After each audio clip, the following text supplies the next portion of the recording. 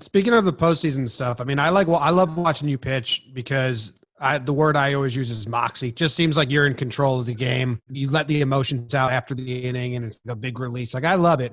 You pitched in the tiebreaker. I want to go into a bunch of these and a lot of postseason starts.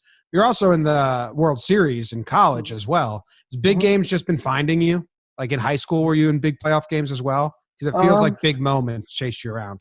Yeah, I don't know.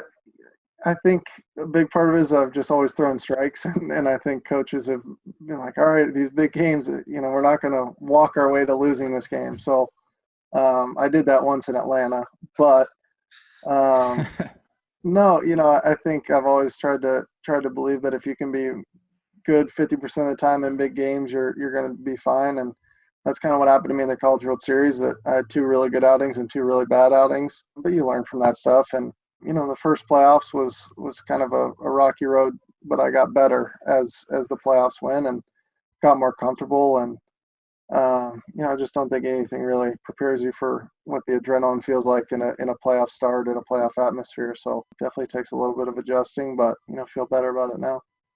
Yeah, I mean your postseason ERA is like 2.72. You're doing pretty well. I think you've done pretty well. And that doesn't even include the game 163 against the Rockies, where you pretty well as well.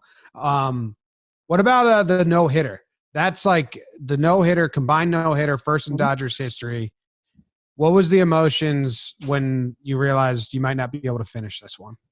Yeah, there was some discussions and some heated words coming both ways, but when they told me I was coming out, but it was my third start in the big leagues, and I kind of knew I was going to be on some sort of limitation throughout the year. And I think had it been 10 starts later, it would have been a lot more heated, but I think at that point you're still just really happy to be there and to even have thrown 6 innings. And it was it was a really cool accomplishment, and I don't think at the time I really soaked it in the way that I wish I would have, or really understood how cool it was. But enough of this taster stuff. I'm sick of. I got so much more, bro. I'm sick of them tasting you.